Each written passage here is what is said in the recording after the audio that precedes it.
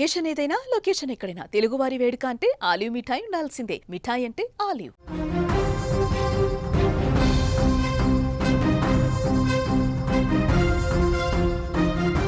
కట్టుకున్న భార్యనే అత్యంత క్రూరంగా హింసించి చంపేశాడు ఓ భర్త.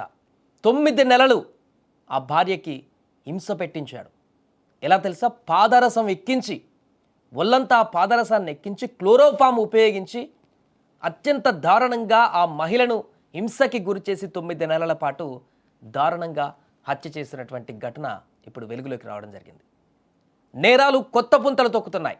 ఒకప్పుడు భార్యాభర్తల గొడవలంటే కోపంతో అరుచుకోవడమో లేదా ఆవేశంలో దాడి చేయడము అలాంటి వరకే చూసే మనం. కానీ ఇప్పుడు సీన్ మారిపోయింది. భార్యను చంపడానికి భర్తలు వేస్తున్న స్కెచ్లు చూస్తుంటే ఒక్కొక్కసారి భయాందోళన కలుగుతుంది. సైకో కిల్లర్స్ కూడా భయపడాల్సిందే అన్నట్టుగా ఆ యొక్క ప్రవర్తన జుగుప్సాకరంగా కనపడుతుంది. రక్తం చుక్కలేదు కానీ ప్రాణం తీసేశాడు ఒక ఉన్మాది.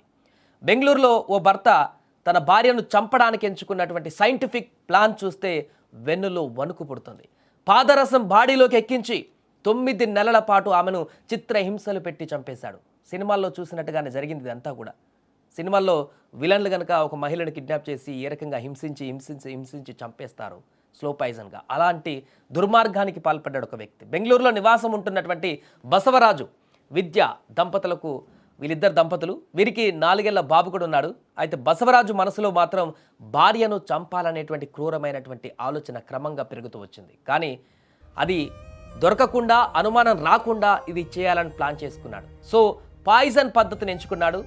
థర్మామీటర్లలో వాడేటువంటి ప్రమాదకరమైనటువంటి పాదరసం సిరంజీ ద్వారా భార్య శరీరంలోకి దాన్ని ఎక్కించాడు.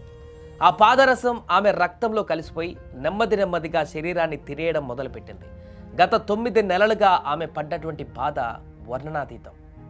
కిడ్నీలు, లివర్ ఇలా ఒక్కొక్క అవయం పాడవుతూ పూర్తిగా ఆమె బెడ్కు పరిమితమవుతూ చిత్రహింసలకు గురైంది.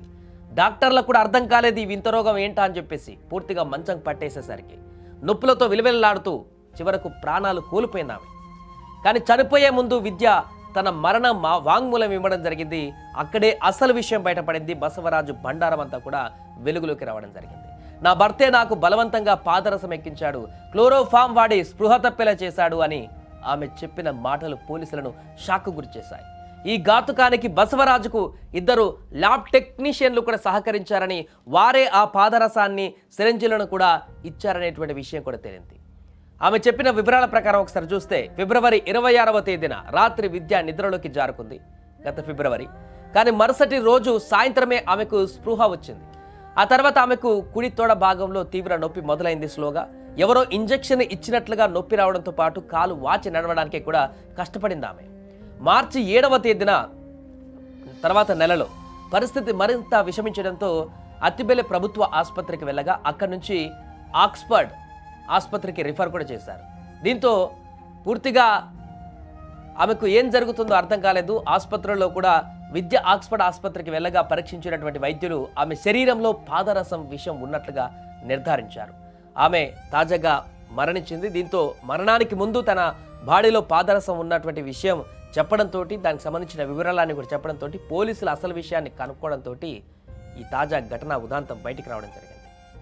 ఎంత దారుణంగా 9 నెలలు ఆ మహిళను హింసిస్తూ సైంటిఫిక్గా ఇలాంటి సైంటిఫిక్ పాదరసాలను లేకుంటే రసాయనాలు వాడి ఆమెకు భౌతికంగా ఎలాంటి హాని కలిగించకుండా భర్త ఉన్మాదంగా ప్రవర్తించి బాడీలో ఇంటర్నల్గా ఆ యొక్క పాదరసాన్ని క్లోరోఫామ్ వాడి ఎక్కించి స్లోగా ఆమె ఆర్గాన్స్ అన్ని కూడా డ్యామేజ్ అయ్యేలాగా చేసి చిత్రహింసలకు గురయ్యేలాగా ఆమెను పరిస్థితికి తీసుకువచ్చి ఆ తర్వాత మరణించేలాగా చేశాడు. ఈ వార్త ఒక్కసారిగా సంచలనంగా మారింది. ఇంత దారుణమైనటువంటి ఆలోచనతోని కూడా ఉంటారా భర్త అనేటువంటి విషయం కూడా సంచలనంగా మారింది. దీనికి సంబంధించి కేసు నమోదు చేసుకున్న పోలీసులు అయితే దర్యాప్తును కొనసాగిస్తున్నారు. SLN diagnostics centre lab technician ಒಬ್ಬರಿದ್ರು, ಗಂಡ ಹೆಂಡತಿ ಇಬ್ಬರು ಲ್ಯಾಬಲ್ಲಿ ವರ್ಕ್ ಮಾಡ್ತಾಯಿದ್ರು. ಅವ್ರ ಹೆಸರು ಶ್ವೇತಾ ಅಂತ, ಅವ್ರ ಹೆಂಡತಿ ಹೆಸರು ಶ್ವೇತಾ, ಗಂಡನ ಹೆಸರು ನನಗೆ ಅಷ್ಟೊಂದು ನೆನಪಿಲ್ಲ. ಆ ನಂತರ ಅವರು ನನ್ನ ಗಂಡಗೆ ಬೇಕಾಗಿರುವಂತಹ ಒಂದು ಕ್ಲೋರೋಫಾಮ್ ಮತ್ತು ಇಂಜೆಕ್ಷನ್, ಮೆರ್ಕ್ಯುರಿ ಇವನ್ನೆಲ್ಲ ಕೊಟ್ಟು ಇಂಜೆಕ್ಷನ್ ಮಾಡಿಸಿದ್ದಾನೆ.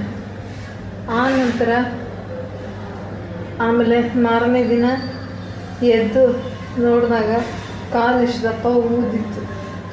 ಅದು ಇದು ಹಿಂದ್ಗಡೆಯಿಂದ ಹಿಡಿದು ಮಂಡಿವರೆಗೂ ಊದಿತ್ತು. ತೆಳ್ಕೊಂಡು ಹೋಗ್ತಾ ಇದ್ದೆ. ಆಮೇಲೆ ಎಕ್ಸ್ರೇ ಮಾಡಿಸ್ಬೇಕು ಅಂತ ಗೌರ್ಮೆಂಟ್ ಡಾಕ್ಟ್ರ್ ಹೇಳಿದ್ರು.